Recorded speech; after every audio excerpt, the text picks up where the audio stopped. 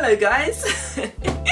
That looks a lot better in my head, but welcome back to my YouTube channel. In today's video I'm going to be reading my college application essay. Yep, this is the essay that helped me to get a full-ride scholarship to New York University in Abu Dhabi. But before we get into that, if you're new to this channel, make sure you subscribe, and also don't forget to like and comment and share, you know, all of that good stuff. I love engaging with people in the comment section, so please comment, okay? I respond to everything. Alright, so without further ado, let's get into the college application reading, because yeah, college application is on the horizon and deadlines are quickly coming in, so let's get into the reading. Guys, so I have my essay on this iPad, and it's a pretty personal essay, to be honest, so you get to learn a bit about me, and yeah, I hope you also get some sort of inspiration to write your own essay. Okay, your name is Lady is the typical shocked response when I introduce myself. No, Gabby, I would hastily correct in a mortified tone. As a child, I was taught a specific notion of a lady. A poised, soft-spoken and perfect image. Idyllic and aloof. My culture also reinforced this notion. However, I was always a direct contradiction to it. I began to detest being called Lady because although a name should be a symbol of identity, mine was a constant reminder of restriction. I, unlike the conventional connotations of a lady would suggest, am the product of boxing, photography and STEM. Contraries that connect in an aura of Converse trainers and heavy bass hip hop. I prefer wearing my worn out baggy hoodies over dresses. I see the world through snippets of motion and I enjoy deciphering numbers to understand their philosophical reasoning. However, growing up in an African household, I felt like I had to maintain a specific image by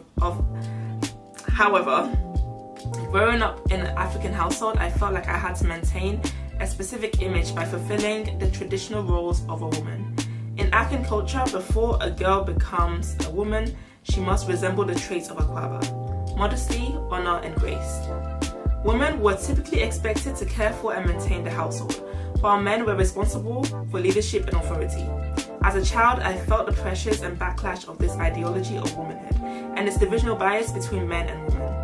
At family gatherings, I vividly remember supporting the older woman to cook while my male cousins played, or quietly listening among elders instead of speaking up against the conversations about the appropriateness of gender roles.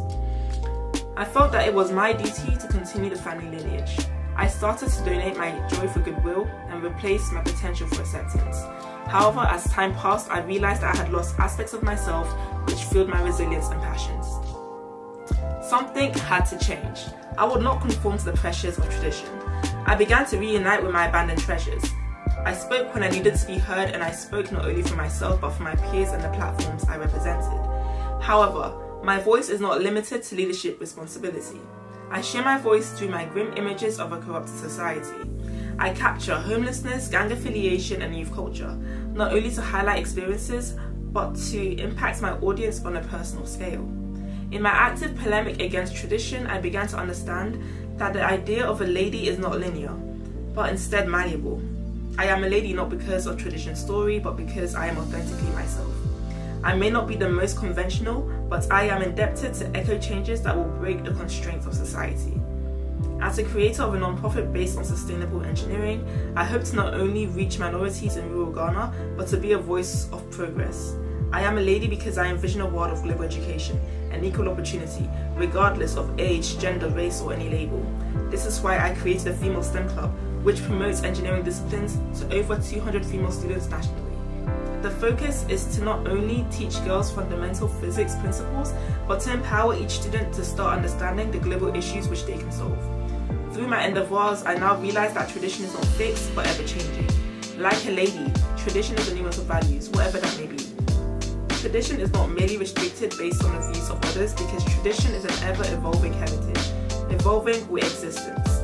I now understand that my tradition is not a restriction, but an opportunity to break the status quo and teach others from another perspective. Today, when I introduce myself, I confidently say that I am Lady Gabrielle Wishon, an outside-thinking, engineering-loving, boxing-blazing maverick. Yes, my name is Lady, a beautiful contradiction to the stereotypical norm. Ah! Who is she?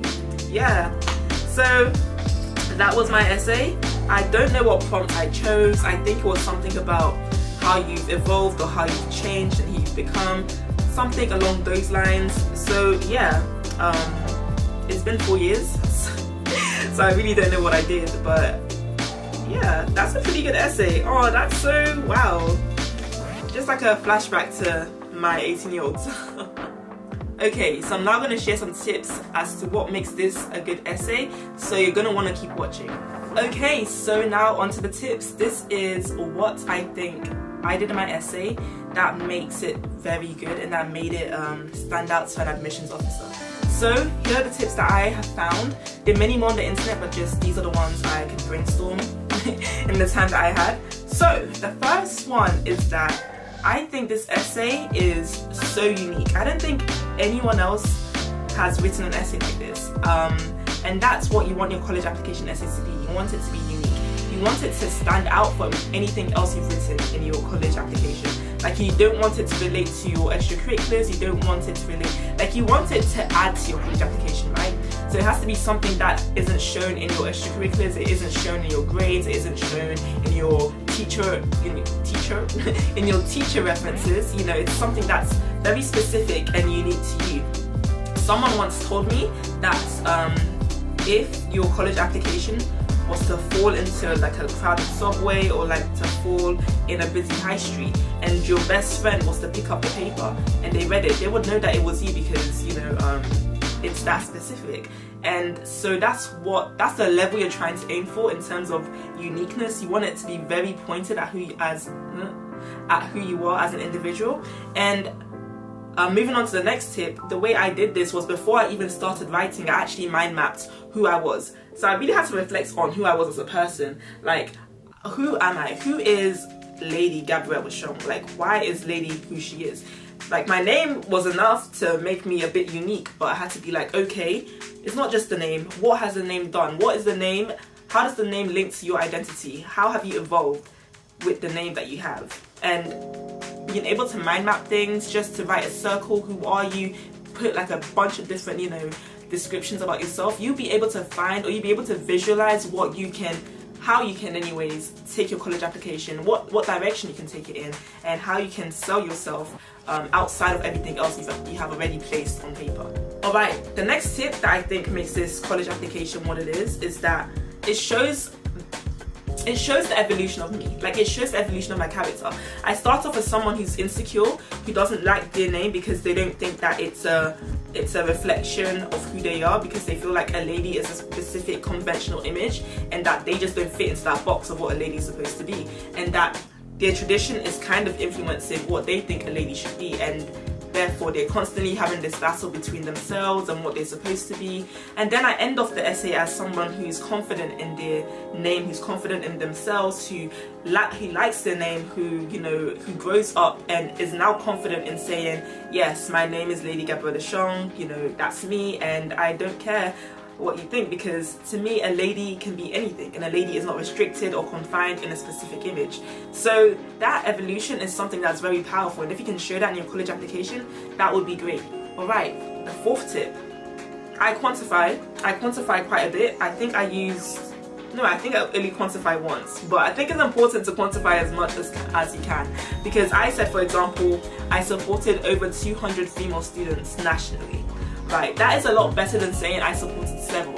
It might not even be 200. I did not go and count, no, but I just decided to quantify. I said it's 200, and that's a lot better. It makes things more specific and less ambiguous to the person reading your essay when you quantify. You know, instead of saying like, oh, I supported many, or I supported several, or I supported all, say a number. Don't just leave it to ambiguity. Don't just leave it to the imagination. Don't just leave it to the imagination to figure out how many people you've helped or impacted, because when you give a number, it makes it more specific, it makes your impact more significant, and it just kind of like allows a college application officer to understand basically the power of what you've done. Okay, so my final tip is that I researched the school. When I was applying to NYU Abu Dhabi, I did a lot of research on the school because I wanted to find out the keywords that they were using on their college application. I wanted to find out the keywords they were using on their website, because I know that the college application officer is reading newsletters from the website, it's going onto the website, it's on the portals. I wanted to find out therefore what keywords do NYU Abu Dhabi as an institution use when they are selling themselves, when they're writing descriptions about things. And the things that they were saying were things like global education, sustainability, what else were they saying? Diversity, you know, tradition, culture. These were the things that they were saying constantly throughout the things I was reading, and I was just like, okay, if I can somehow find a way to place this into my essay, to place these words into my essay, I can subconsciously impact the college application officer, because they will then, you know, unconsciously think that I'm a perfect fit for this institution, because I'm literally speaking and writing in the same way that the people who write their newsletters and who write their websites do. So if you can do that, you can instantly impact the college application officer, because now you're basically tapping into their subconscious unknowingly and kind of influencing their bias towards you. That's just my tip. You know, some research can be done about that, but I feel like that is very significant in, you know, your college application. If you can do that, that would be great, and it will really advance your essay. Alright, so guys, thank you for watching this video. If you're new to this channel, as I said before, make sure you subscribe, and good luck with your college applications. I know you guys are gonna kill it. You know, it's stressful, but you'll make it through.